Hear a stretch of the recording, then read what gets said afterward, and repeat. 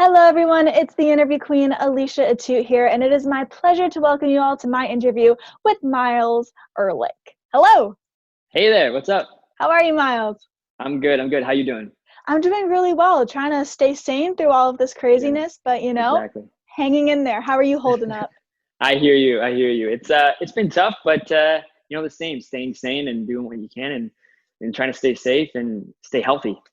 Yeah, I feel like the latter is definitely the main thing going on, but I know a lot of hmm people are kind of having a hard time just keeping their boredom at bay. So what have been Yeah. some of the things you've been doing just to keep yourself occupied when you have downtime? Yeah, no, of course. So, I mean, luckily, I'm super grateful that where I live, I also have a recording studio that I built above my garage. So I've just been spending so much time making music, recording, mixing, as well as working out. And usually, I'm training sometimes twice a day at gyms and stuff. But everything is closed down, obviously. So I had to get creative and start doing home workouts and just get real creative with it and keep the body moving, keep the body healthy. So I've just been doing what I can. I also adopted two rescue dogs, so they've been keeping me really busy too. So Yeah, yeah, I always look forward to whenever you post photographs because I have a yeah, dog myself and nice. oh man, I'm a sucker for dog Oh photographs. yeah, But yeah, no, I definitely noticed that you've been posting more workout shots. And for me, since the Mm, pandemic hit, I got back into that as well. So do you nice. kind of have like a end goal in mind? You mentioned even like using the word training instead of working out. So hmm are you kind of going towards something in that regard? Yeah, yeah. So I mean, um, well, right now I'm not specifically training for anything in particular, but regardless of having a project that I'm training for or not, I'm always just trying my best to keep my body in tip-top shape. I'm always it's just something that grounds me. It kind of anchors me, and it helps me do everything else in life at just a better stage. So it helps, keeping my body in shape and working out helps me with my music, and it helps me with um, so many other things. So I kind of just use working out as my anchor, and I'm grateful for exercising in general. Right. Well, it definitely works in perfectly as a transition to talk about Sweat, the latest For sure. single release. I mean, you must be absolutely psyched because this is actually your debut single with a huge, huge label. So tell me a little Mhm. bit about that if you had any pre-release jitters. Yeah. Oh my God. I'm super stoked about the release, and I'm so happy and grateful that it's finally out and it's finally here. I've been working a long time on my music, and I have put out some, in the past few years, a couple independent songs and stuff. But I'm really really proud of this particular track and music coming forward. I'm so grateful. I have an amazing team behind me now, and yeah, like I don't even have enough words to explain just how amped and stoked I am that it's out, and I can just continue to make music and put more music out. Yeah, and you'd mentioned how you had some releases prior to signing on, and how hmm this whole new chapter is kind of like the birth or unveiling of Miles 2.0. So, what Yeah. do you kind of feel like are the biggest differences with that and kind of going Mhm. into this new era of music? And honestly, it sounds cheesy, but like a new chapter of your life, really. It's a big Oh, thing. for sure. For sure. It's definitely a new chapter of my life. I think the music in the past, um, I'm lucky because I have a lot of family in the music industry and the entertainment industry, but I wanted to kind of like do it myself and kind of just learn myself and learn, make mistakes. I wanted to just learn everything and figure out what to do and how to do it. And so there were a lot of road bumps that I discovered along the way when I was putting out the independent music. And I feel like that needed to happen to get me where I am today. And it kind of just formed everything for me. And I'm grateful for the past music, and it was the start of everything. But this is kind of like the start of, like you said, Miles 2.0, and I'm really grateful for it. And it's really is only the start, and it's kind of Right. just we're going up from here.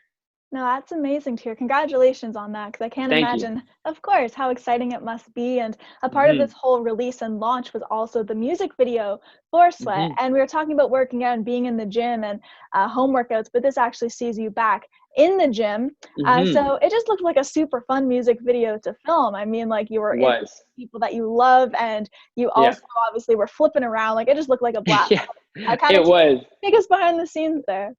Sorry, say that again. If you don't mind, just to kind of take us behind the scenes there and how it was Yeah. filming it. Yeah, of course. Well, with the video in particular, it actually was a little tricky at first trying to come up with a concept for a music video during a pandemic because Right.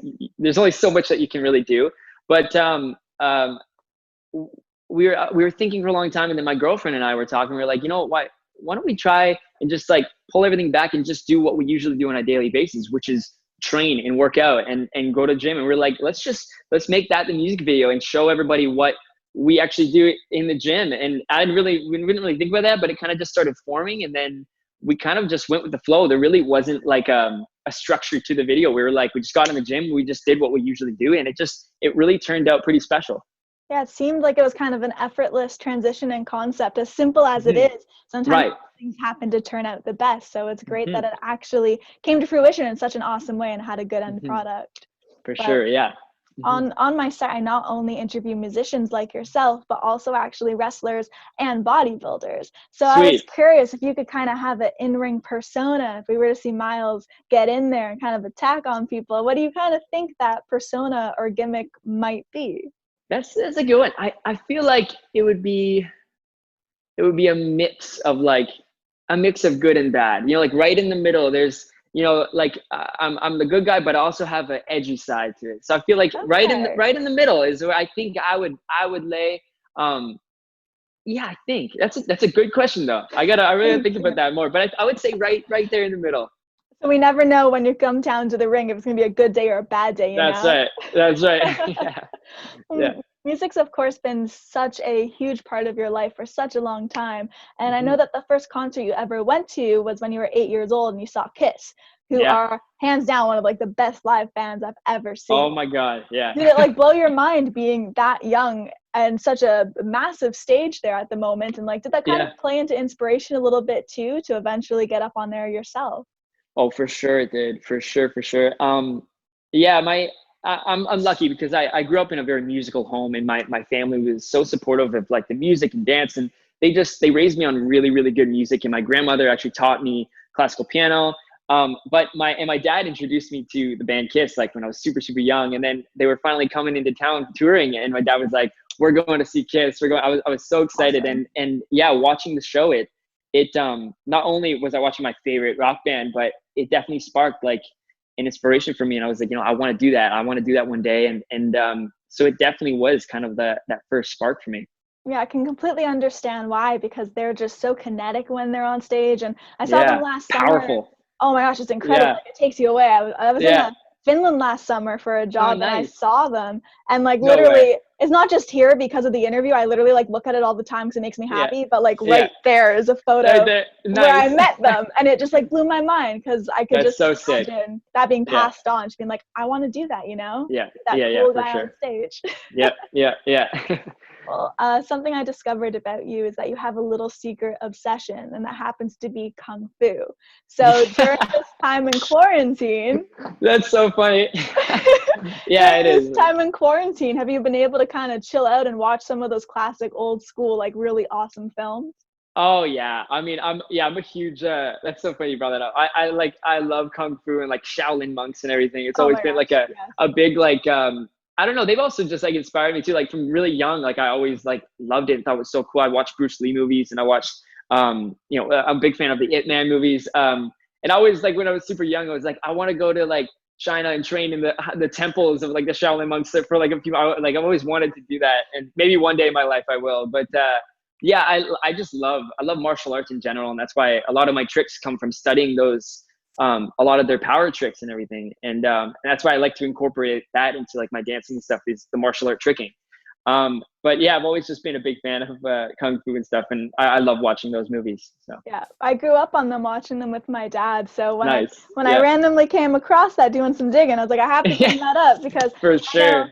I know my go-to is the 36th Chamber of Shaolin. So do you happen to have your kind of go-to when you want to watch one of those films? Yeah. I mean, definitely like Bruce Lee is always like Enter the Dragon, like just those legendary films. But they're like, I just have a wide range in them that I'm into, not specifically one in particular. I just enjoy like martial art movie. Jackie Chan is a big inspiration for me as well. So yeah, just in general. That's interesting. Now I feel like when fans might watch Dancing Back or certain music videos, they're going to see that. I didn't put two and two together, honestly. And now even with the sweat video, like you can see it kind of come together. For sure. Yeah. Yeah. That's awesome. Well, I do want to say thank you so much for taking the time, for hopping on here. It has been an absolute pleasure being able to chat today, and just thank you very much. Oh, for sure. Well, no, thank you so much. I really, really appreciate it. And I hope we get to do this again sometime soon. Yeah, I'd absolutely love to. Everyone, this has been Myles Erlick. I am the interview queen, Alicia Atout. Be sure to check out Sweat. It is available now. Check out the music video. You've heard a lot about it here. And check out aliciaatout.com for all exclusive interviews and features. We will see you all next time. Bye, everyone. Cheers.